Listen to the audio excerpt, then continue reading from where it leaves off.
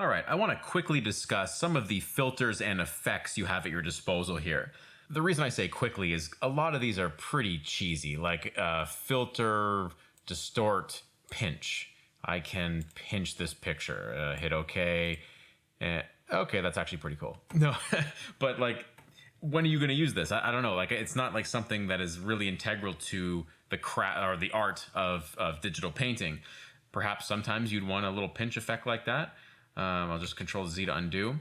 But there are some common ones that you probably will be using a lot, like something like blur. The blur that I go to is the Gaussian blur here. This is just a nice clean blur that may help you imitate something like camera focus. I already showed you one of my paintings with the green monster character, how the trees in the foreground appeared to be out of focus. This is how I achieved that. Obviously, these filters are really handy when you have things on layers. But even on something like this is just done on one layer, as you can see. But what I can do here is I can say make a selection of the background, sort of a rough selection of the background here. Okay, so I have this selection. I'll push Control H to hide the marching ants. Now, if I blurred that, we're already getting kind of a blurry background, but there's a hard edge, like especially if I zoom in, you can see that there's a hard edge between what's blurred and what's not. I showed this in Krita and in Procreate. I didn't show it in Photoshop yet, so I'll just do it now. If you go to, with your selection active, go to Select, Modify, Feather, and the feather radius determines how soft it is. So let's say like 40 pixels.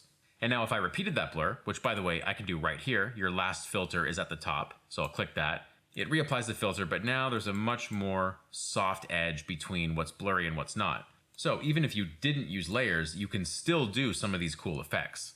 Let me just undo that. Another thing you could do, again, I have my selection active there. If I push Control J, it makes a layer based on my selection. Just to show you that layer, there it is. You can see it comes with the soft edges from my feathering, and it's in the exact same place as it was in the painting. I'll just undo for a second. And by the way, you can do the same thing with layer, new, layer via copy right here. And then with this layer, I don't need a selection anymore because I have it on its own layer. I could go in and do the same blur stuff to it. Okay, so that's a pretty common way you'll be using filters with selections. When it comes to going through all these, you should just take a few minutes and play with them. Like for example, the pixelate filter, you can do some cool mosaic patterns. This is kind of like when you're censoring something out, you might use an effect like this. Most filters come with like a little dial that you can just dial in the amount of the effect, hit OK. One handy tool is if you push Control-Shift-F, it brings up a fade dialog. And as I draw this back, it merges the original with the effect. So this would be a 60% merging, favoring the effect, and 40% the original. Although when I hit OK, I'm kind of committed to it. A better way to do that, I would say, would be to go back here, simply duplicate the layer, apply the mosaic effect, and use the layer's opacity, because then you always have this as a layer that you can always adjust. The fade dialog is kind of a one-stop thing. Once you're done, you can't go back and edit it. The sharpen filters are handy. Let me just zoom in a little bit here. Sometimes digital brushstrokes can get very wishy-washy on you. It's a very common thing. So what I'll do is I'll just make a new layer so we can see before and after. Filter, sharpen, let's just do a simple one, sharpen more. Now you might have to look closely here, but if I click this on and off, you can see what that sharpen filter is doing. It's just bringing a little bit of clarity to the image. Now be careful with sharpen filters, because you're basically asking Photoshop to interpret your painting into what it considers sharp. It won't always get it right. A more interactive way to sharpen is filter, sharpen, unsharp mask. This brings up a dialog where you can set the amount of sharpening, the amount of, let's call it aggression the sharpening has.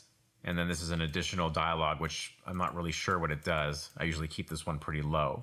So that's the other common sharpen filter that I'll use sometimes. Again, only when my brushstrokes are feeling a little bit too soft. Other classic things like lens flares are in Photoshop's filter menu. So like if I made a new layer, to make a lens flare, I actually have to fill it with black.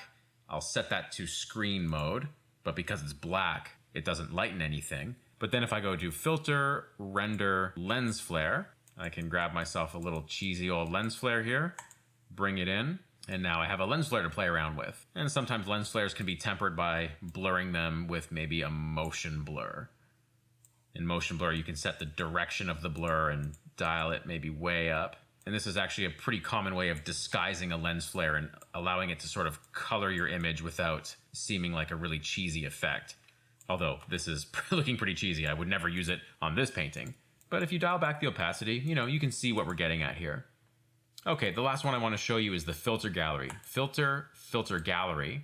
This is like a whole subset of filters. Oftentimes I use this angled strokes filter to simplify images. Photoshop does a pretty artistic job at combining shapes and textures and values into something very digestible. Sometimes it's good to study photographs this way. If you're doing a photo study, you can use the angled strokes to simplify it.